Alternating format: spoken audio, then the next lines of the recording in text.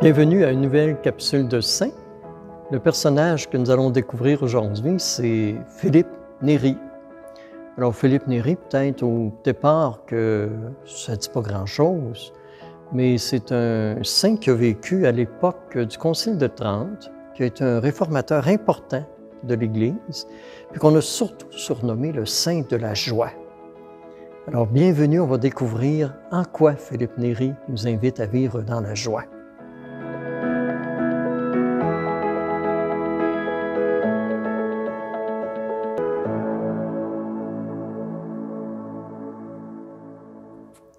Philippe Néri est né à Florence, en Italie, en 1515.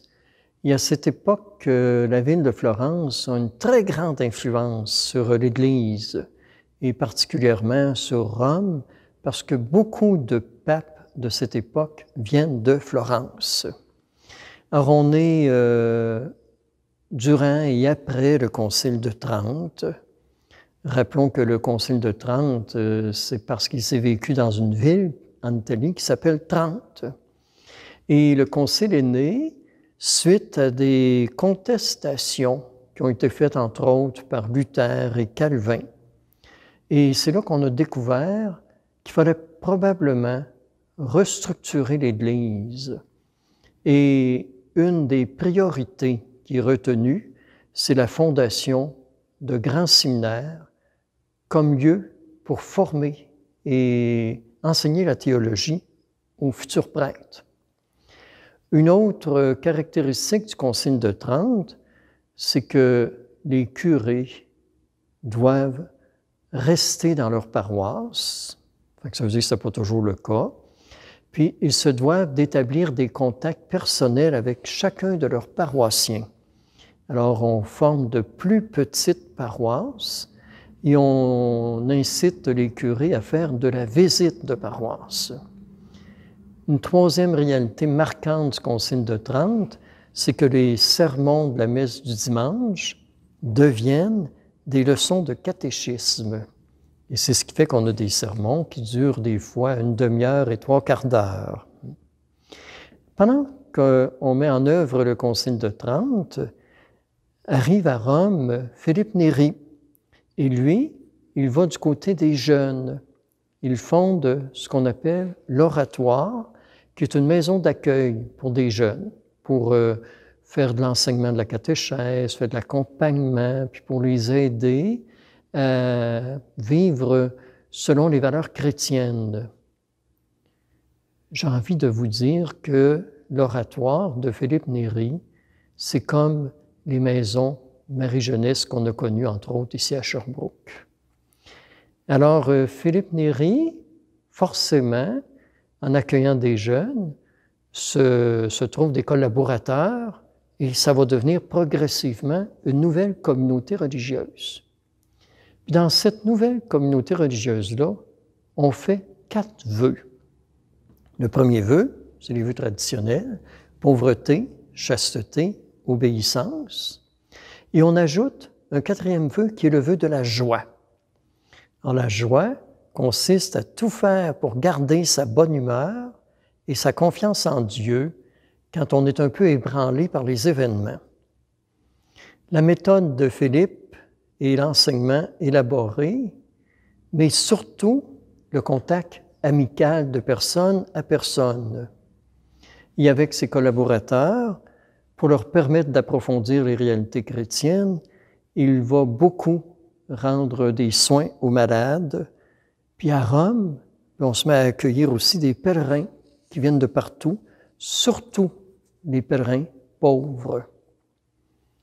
Et ne voilà-t-il pas qu'un jour, un fils spirituel de Philippe Néri devient pape.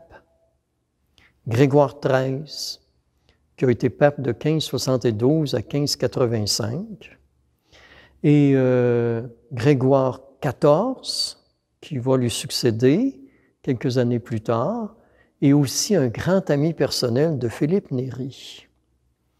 Alors Philippe devient un directeur spirituel très recherché. Alors, il paraît bien dans la noblesse de Rome, de dire que mon directeur spirituel, moi, c'est Philippe Néri. Alors, c'est intéressant pour les gens de pouvoir se mettre en contact avec Philippe Néri, d'autant plus qu'un de ses grands amis personnels est Saint Charles Borromée. Saint Charles Borromée est le neveu du pape Pie IV et son oncle, pape, a voulu en faire, dès l'âge de 28 ans, un cardinal. Et Philippe Néri est aussi très proche et il aura été toute sa vie le conseiller spirituel de Saint Camille de Lellis, qui a fondé, lui, toute la pastorale hospitalière. Alors, Philippe Néri a plusieurs demandes pour faire de l'accompagnement spirituel. J'en relève deux. Il y a une grande dame, là, très connue à Rome, là, qui est un petit peu prétentieuse. Et elle se vante partout. Mon guide spirituel, c'est Philippe Néri. Puis elle va le voir à chaque jeudi. Puis elle s'accuse toujours de faire de la médisance et de la calomnie. Il n'y a jamais rien qui change dans ses réactions, dans ses façons de faire. Or, on raconte qu'un jour, Philippe lui dit « Ma bonne dame, pour votre pénitence, je vais vous faire poser un geste un peu particulier. Je vais vous demander de prendre une poule, de vous promener dans la ville, puis de semer ses plumes au vent. » Bon, elle dit « Il veut m'humilier », fait qu'elle le fait. La semaine suivante, elle revient, puis elle s'accuse encore de faire de la médisance et de la calomnie. Alors, Philippe Néri lui dit « La pénitence que je vais vous donner aujourd'hui, vous allez retourner dans la ville de Rome, puis vous allez ramasser toutes les plumes que vous avez dispersées la semaine dernière. » Mais elle dit « C'est impossible. » Il dit « Il est aussi impossible de savoir tout le mal qu'on fait aux autres quand on fait de la médisance et de la calomnie. Il faudrait bien que vous changiez ce défaut. » Et l'histoire raconte que la dame a plutôt changé de guide spirituel. Un autre événement qu'on attribue à Philippe Néri, il y a une religieuse cloîtrée qui aimerait bien l'avoir comme directeur spirituel. Puis on lui dit, « Faudrait que vous alliez la rencontrer parce que cette sœur-là, c'est une vraie sainte. » Alors Philippe Néri, lui, qu'on canonise quelqu'un de son vivant, ça l'inquiète un peu. Alors de se faire dire qu'une religieuse est une sainte, ça l'agace. Il attend pour aller la rencontrer. On est dans les années 1500. Alors, il n'y a pas d'asphalte dans les rues. Alors, un jour, il pleut, puis Philippe Néri décide d'aller voir la religieuse. Il arrive au couvent, il a les pieds tout sales, puis il salit tout le plancher. Fait qu'il dit à la religieuse, « Ma sœur, je suis très mal à l'aise de voir que je salis tout votre plancher. Je ne pourrais pas vraiment vous écouter parce que ça va me garder dans l'esprit. Fait qu'auriez-vous quelqu'un ou un moyen pour qu'on puisse nettoyer le plancher? » La sœur s'est jetée tout de suite à quatre pattes, puis elle a essuyé le plancher. Fait qu'il dit, j'ai compris qu'elle pouvait être une sainte, parce qu'elle s'est tout de suite mise au service, alors qu'elle aurait pu très bien faire venir une novice, puis la faire essuyer le plancher. Alors Philippe Néri nous rappelle que la joie, elle vient souvent de notre spontanéité à vouloir rendre service aux gens autour de nous.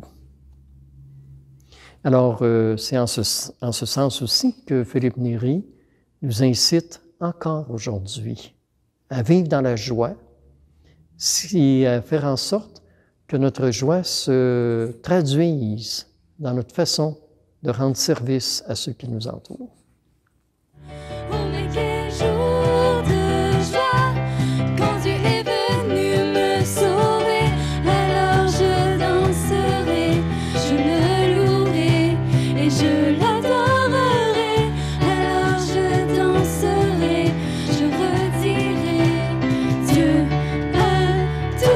Changer,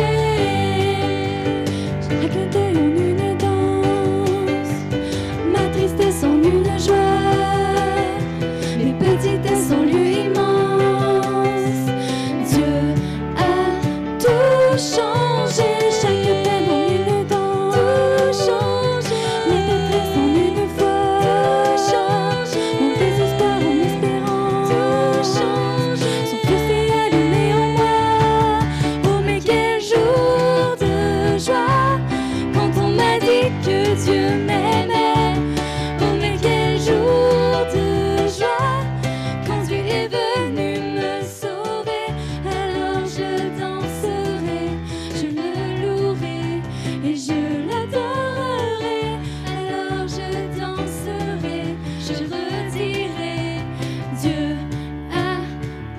changer.